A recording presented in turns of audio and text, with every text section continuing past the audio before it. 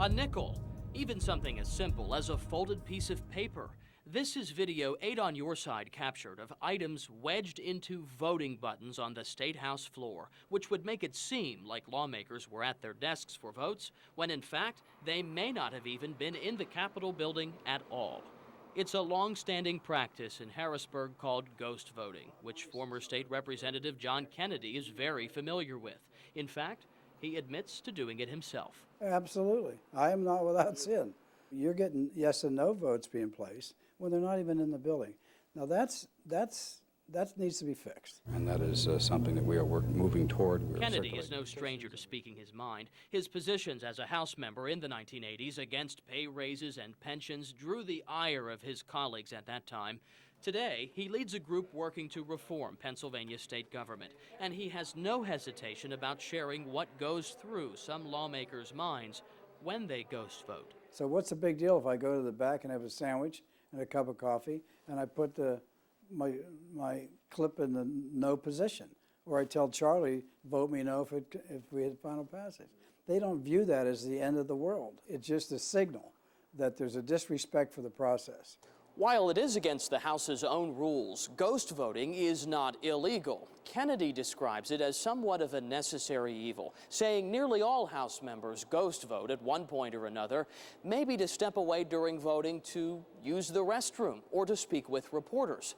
But some take it to an extreme. It is pretty cavalier because this is not the way the framers ever thought that our elected representatives would be operating. Marcy Hamilton is a law professor who has studied ghost voting in Pennsylvania's General Assembly. Beyond bathroom breaks, she says some lawmakers rig their voting buttons and never even travel to Harrisburg on voting days. They don't seem to be concerned about accountability on this particular issue. And it's a little odd you wouldn't be concerned about it when it's the final decision on whether a law is passed or not. Get that budget passed today! One of the most talked about ghost votes happened in 1991 when Philadelphia Democrat Richard Hayden cast the deciding vote on the controversial state budget that year. The problem? The vote took place while Hayden was waiting to board a plane in Philadelphia, bound for his Hawaiian vacation. Reporters uncovered Hayden used a paper clip to rig his voting button, so he was recorded as a yes. Because of limited access to the House floor, we weren't able to check every seat. But our camera did recently find 3 rigged voting buttons, all belonging to lawmakers from the Philadelphia region, Democrats Michael McGeehan and Babette Josephs, and Republican Robert Godshaw.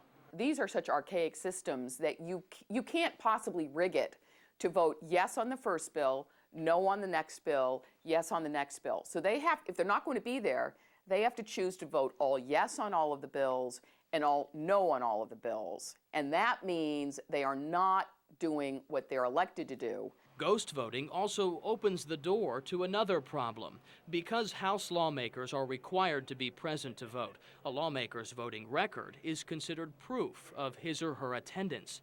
So on the same day a lawmaker rigs the voting system and never comes to the Capitol, he or she could still collect money for travel expenses, about $150 a day at taxpayers' expense, known as a per diem. If that casting of the vote is being used as evidence that they should get a per diem, that's troubling. There's something wrong with that system. I'm Matt Belanger, on Your Side, News 8.